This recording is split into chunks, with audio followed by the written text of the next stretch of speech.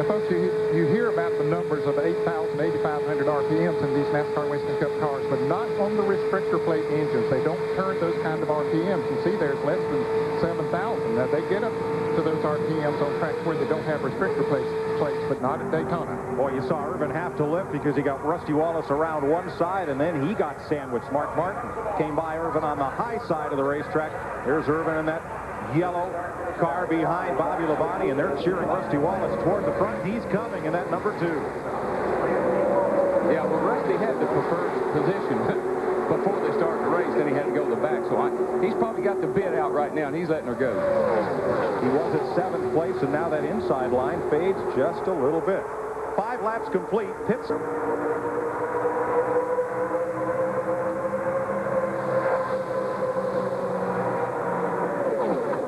The inside. All of a sudden, he says, okay, that's not going anywhere. Let me go to the outside now.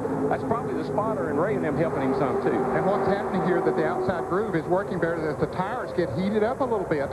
Then they can move the cars up to the higher side of the racetrack. Most of the time, that's the best place to be after the tires heat up. Biggest gain thus far. Mark Martin started way deep in the field, and he's now come on up to what, for this moment, is 5th place. They're making 4th as he comes around the outside, trailing that 3-car line on the outside. Now, there's Martin on the right corner of your screen behind number 24, Jeff Gordon. It's amazing to me how the great drivers always, they just have a sense of a knack to be in the right place at the right time to make the right moves. We're watching the butt cam on Rick Mast, number 98. There is number 6. And boy, 2 3 wide down the backstretch once again. Let's check with Ralph. Mike, Darrell, you're exactly right. The crew for Jeff Gordon has been telling him where the openings are. They're leaving it up to Jeff to actually decide which way he wants to go. They'll tell him clear high, clear low. You choose, and he's making the decision. Well, I promise you a street fight from first to last is only 0.8 of a second. Well, what you got to remember, too, is that Jeff's got the best pit crew on pit road, and they got to make a pit stop here pretty shortly. So that could be the deciding factor in this particular race. 2 Fords battle for 4th. Mark Martin, Jeremy Mayfield, number 6 and 12. There's Wallace catching a little bit of the apron as he comes around at the bottom of the racetrack. And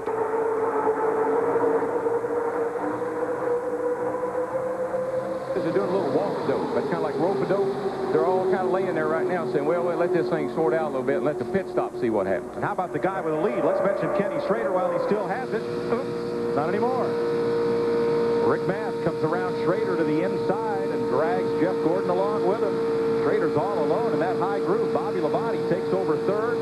Comes Martin and Mayfield. Dick Bergman. This is an amazing run by Rick Mast in the lead right now. In December, this team didn't even exist. They lost their sponsor. The employees, other than in the engine shop, all left. There's only one guy on this team who's left over for 1998. And look at this. He's out front with an old-style Thunderbird. An amazing run. Mast Ford, the leader. Gordon in a Chevrolet. Labonte in a Pontiac. Ken Schrader Chevy. And Mark Martin's Ford, the top 5. Yeah, there's a lot of people that still, like I said, they believe that Thunderbird is a little bit slicker in the wind. And so, and Rick's got a great engine. That's the same car that won this race here a couple of years ago with John Andretti. Coming off the corner. 8 laps complete. 9 coming up.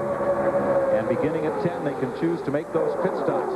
Now the field has strung out just a little bit. It's a 1.5 seconds from first to last. And a battle for the lead. Jeff Gordon comes on. It wasn't a battle. Huh? No, the battle's when you get side to side. That was just it blew him off and went on. See what happened to Rick Mast? Look where he is now. And he didn't do anything wrong. That's the frustration of running this kind of race. What was that you once said? It was a gang fight. My gang didn't show up. Well, you go to a gunfight and you go with a knife, and it ain't even a sharp knife. You're in trouble. That's it. Gordon is the leader. As they come down the back straightaway once again, Bobby Labonte's worked his way up there.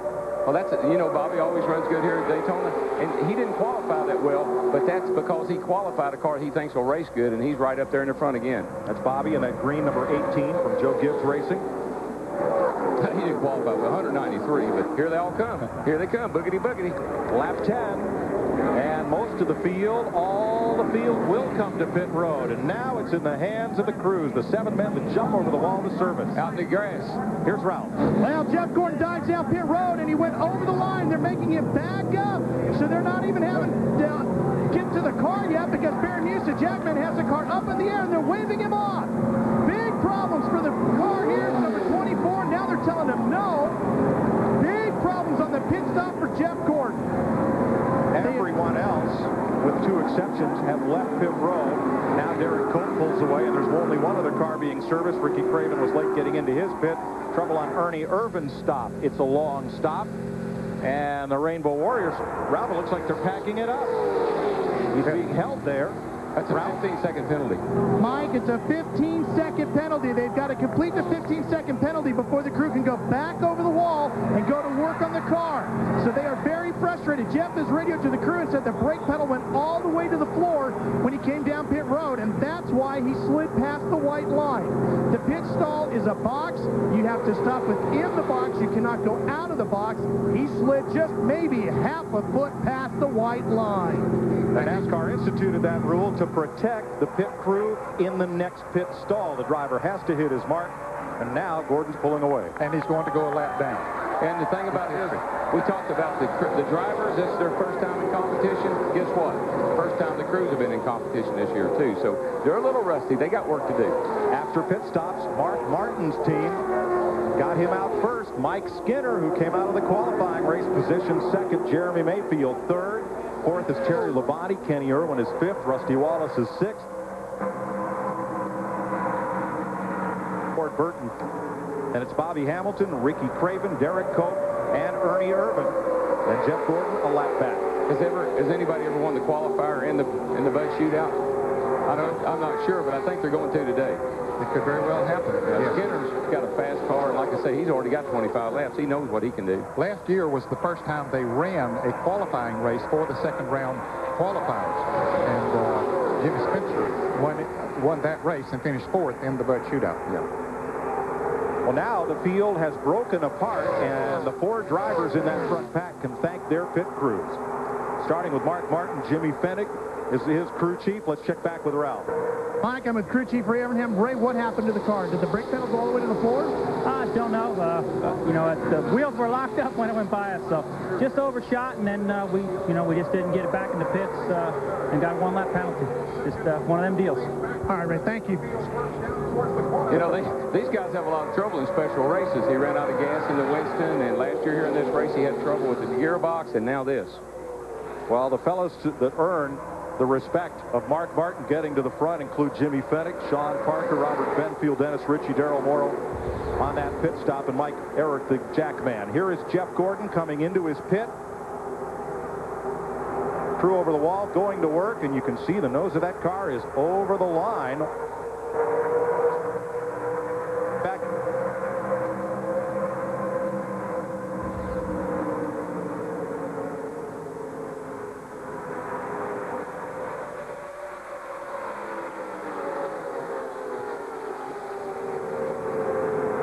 Well, this part. Yeah, there's not enough debris in all these cars to get enough caution to get him back in this race. The only thing that he would have accomplished would have been to learn something about his chassis setup if he would have been back out there running with the leaders, but he didn't want to get back out there and possibly mess up the race. No, and he had already taken the lead. I think he knew he's had a pretty good car. Right. Now, let's point out that most of these drivers are not using the same car they'll run in the Daytona 500.